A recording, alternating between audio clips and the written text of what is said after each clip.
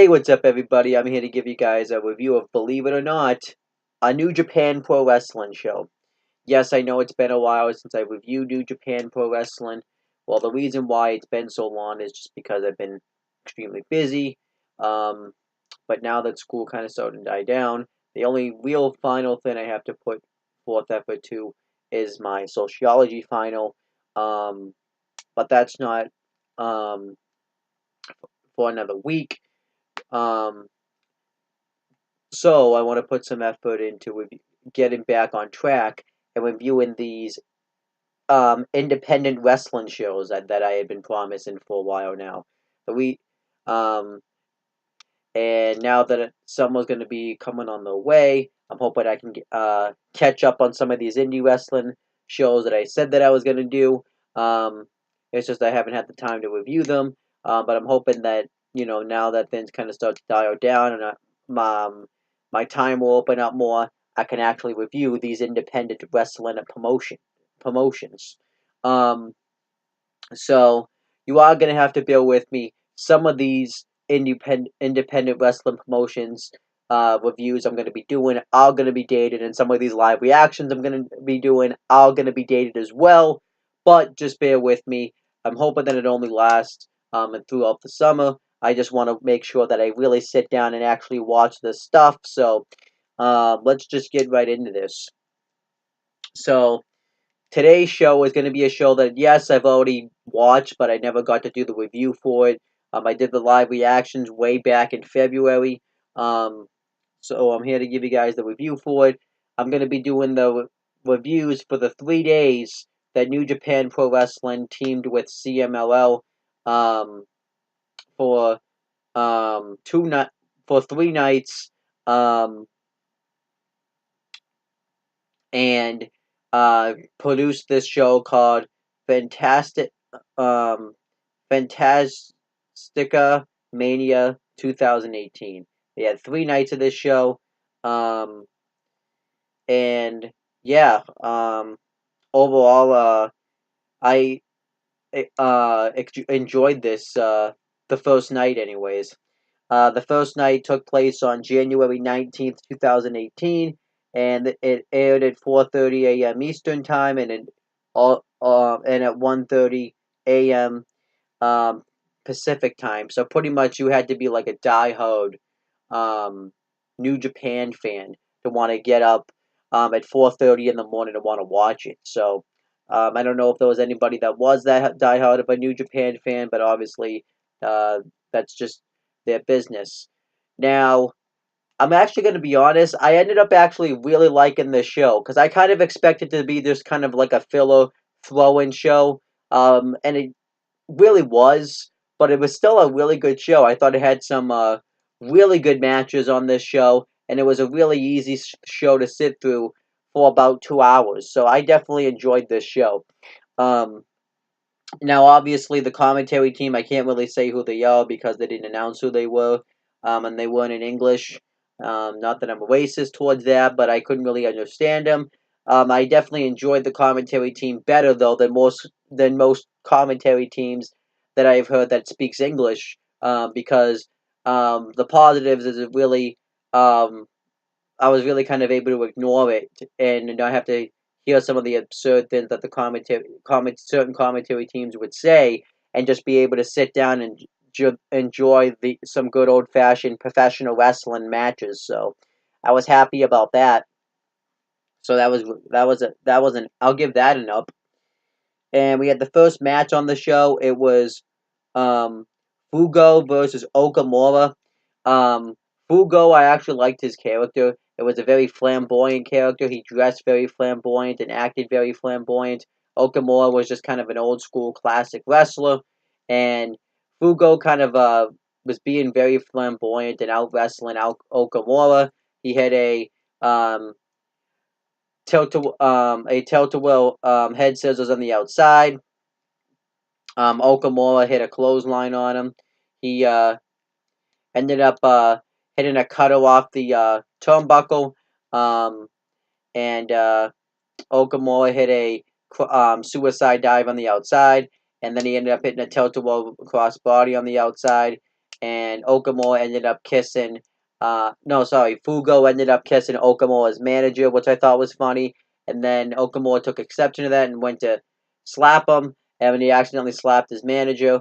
And Fugo laughed at him, and then Okamura went to charge at him. Fugo hit a tilt-a-whirl backbreaker, and then Okamura hit a wicked clothesline onto Fugo, and then he ended up hitting, I believe, like a TKO and got the victory. I don't really remember what the move he hit to get the win was, but Okamura won, and it was actually I think it was like a hammerlock DDT actually. But this was actually a good match here. I really enjoyed it. It wasn't a great match, but I enjoyed the match. I'll give it 3 stars. It was a good opening match to kick off the show. Then we had the next match. It was an 8-man tag team match. Dragon Lee, Hara Quado, Satoshi Kojima, and Star Jr. versus Bushi, Hiromu, Takahashi, Rush, and Tetsuya Naito. Um, Obviously, Naito's team was the heels in this match, and Naito's team attacked the Star Junior's team, which was the babyface team, before the match, before the bell even rang. But the referee rang the bell and started the match anyways. And Naito absolutely murders this Japanese commentator and just absolutely beats the crap out of him. I actually thought that was awesome. And then eventually, after he's done, he puts him back in his chair and puts his headset back on, and this guy takes offense to it and stands up and gets in Naito's face. And Naito acts like he's going to back off, and then Naito and continues to beat the crap out of him. And Rush actually ended up helping him. He ended up choking him with a steel chair, and then eventually Rush got back in the ring with Kojima. He went for a clothesline on Kojima while Naito was holding him, but he accidentally clotheslined Naito. And then the babyface team takes over for a while. Dragon Lee and Star Jr. hit dives on him. Um, Eventually, the heels get the heat on Star Jr. They actually try to rip the guy's mask off, which I thought was a little bit too much. And throughout the times, they keep taking cheap shots at Dragon Lee, Hiroya Quado, and Satoshi. Hiroya Quado eventually gets the hot tag, and he starts going off on everybody, hitting springboard crossbodies and drop kicks. But then eventually he starts to get beat down, and then Satoshi Kojima gets in the ring, and he starts to get beat down, and um, everybody hits like an enziguri on the heels, and eventually all 4 guys hit a drop kick at the same time right onto Kojima, which I thought looked really cool. And then eventually Bushi makes Ko- um Hello Quado tap out to the Boston Crab, and then afterwards Naito's team just murders the faces. They hit Star Jr. with a steel chair, and Quado with a steel chair in the leg, and the Star Jr. with the steel chair in the head, and the Naito's team afterwards just murdered the faces, and I thought it was great. This gets enough. I thought this match was really good. It was definitely my favorite match on the show. 3 3/4 stars. I really enjoyed this match. Um, then we had another 8-man tag team match. It was Atlantis, Drone, Mystico, and um, Volador Jr. And Volador Jr. in this match was the current reigning defending NWA World Historic Welterweight Champion. And they wrestled um, Balboa, um, Carnaro, Disturbio, Puma, and Ultimo Guerrero. Ultimo Guerrero has like this taunt where he just puts his hands up like he wants everybody to raise the roof. I don't know if that's what that means in Japan, but that's what it kind of looked like to me. And the baby faces get the advantage throughout much of the matchup, but then eventually the heels start to just take absolute cheap shots on everybody, and the faces try to make another comeback, but then eventually the heels get the heat on um, Drone for a while, and then eventually Mystico gets the hot tag, and he went after Ultimo Guerrero a lot in this match, and um, Atlantis and Drone, Mystico, and Volador Jr. all hit dives on everybody, and eventually the finish comes when Atlantis makes Puma tap out to the torture rack. But I thought this was a really good match here. A lot of dives, a lot of near falls, and a lot of submissions, and I really enjoyed it. And then afterwards, Barbano Carvino wants a NWA um, World Historic Welterweight Championship match against Volador Jr., and Volador Jr. accepts. Um, I know I don't. That wasn't like the exact promo, but that was the gist of it. But I couldn't really understand it since it was in Spanish. But and I don't speak Spanish, so. But yeah, really good match here. 3.5 stars, gets it up. And then we had the first of 3 championship matches. The first one being for the CMLL World Middleweight Championship. CMLL World Middleweight Champion Angel Del Oro versus Quattoro. Um, and this match, Angel Del Oro was accompanied by Dragon Lee, and Quatturo was accompanied by Ultimo Guerrero, I think, or Gran Guerrero, one of the Guerreros. Um, Ultimo and Gran Guerrero, you can tell, are part of the historic wrestling Guerrero family. And yeah, I really enjoyed this match too. Del Oro was hitting all types of divers in this match, and Quado was hitting all types of head scissors. And eventually the finish comes when and Quado was also okay. Quattoro too was hitting super kicks, DDTs, even had, like a sick um, rampage DDT, which was awesome. And then eventually Aljo Deloro went for a Romero special, but Quattoro was working on his legs throughout the matchup, and eventually his Angel's leg gave out, and Quattoro took advantage of it, and he hit a spin and tilt-a-whirl powerbomb, and he also hit this earlier in the match, but he kicked out of it the first time, but he wasn't able to kick out of it the second time. And I like the finish when Angel Duello leg was too much for him to take, and it ended up costing him in the end. So I like the finish. And yeah, they even did a thing where they took a picture of both guys holding the championship, like this was a really important match, and I liked it. So this match also gets it up. And then we had another match. It was a Mexican National Welterweight Championship. Oh, wait. Yeah, Mexican National Welterweight Championship match. Mexican National Welterweight Champion Sobrano Jr. versus Sanson. Sobrano Jr. was accompanied um, by I forget who, and Sanson was accompanied by somebody else.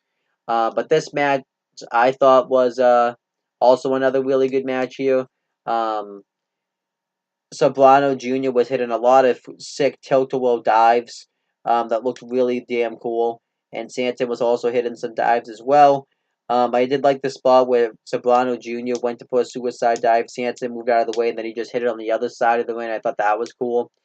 And the finish here was Sobrano Jr. just hit a tilt-a-whirl crossbody and got the win. But I thought it was a really good match. 3.5 stars up. And then we had the main event. It was a CMLL World Light Heavyweight Championship match. CMLL World Light Heavyweight Champion Nabala Roja versus Gran Guerrero. Nabala Roja was accompanied by Mystico.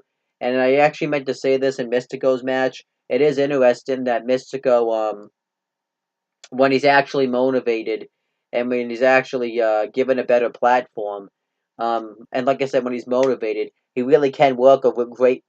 He really can wrestle and he really can work because he looked amazing in that 8-man tag team match in this show. So I thought that was interesting right there.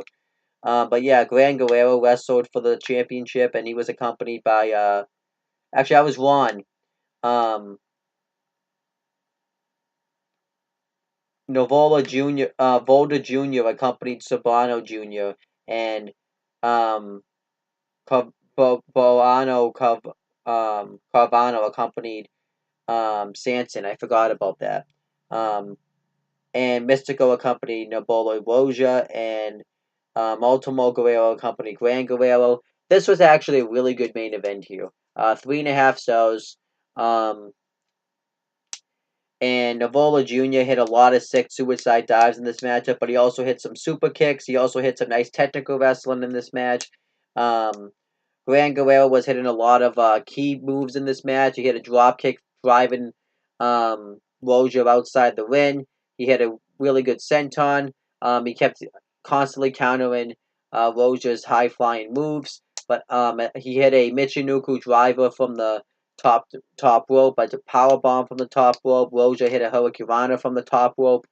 Um, there was a lot of sick dives and stuff in this match, but eventually Roja won the match with um, a power bomb. I think I don't really remember the finish. Not gonna lie, but Roja won the match, and afterwards he cuts a promo talking about how he's proud to be the champion, and then he cuts another one backstage saying that Gran Guerrero was a formidable opponent, and then the show goes off the air. And yeah, I know those were only um, 6 matches, but they also took like about a I would say maybe like a 15-minute intermission in between the show. It was after the second 8-man tag team match. It was before all the 3 championship matches. But I really enjoyed this show. Really good. I would definitely give it a 7.5 out of 10. Um, I thought this was a really good show. It was good. It was a really good show. It was a show that flowed really well, and I really enjoyed it. I would definitely recommend checking this out if you haven't seen it. Um, and yeah, definitely the independent wrestling is coming back. I'm going to start off by reviewing all the New Japan Pro Wrestling stuff first, and this is just going to be the start of it. And so I will be back at some point this week to review day 2 of New Japan Pro Wrestling's Fantastica Mania. I definitely will be back to do that at some point. But that's pretty much it, guys. Thank you guys for watching this video. Please make sure you guys click on the subscribe button so that way you guys can watch all my videos, and click on the bell so that way you guys can stay notified every time I upload a video. And make sure you guys do the same thing for my CM Brothers and No One the Talkinator YouTube channels. And that's pretty much it, guys. Talk to you later.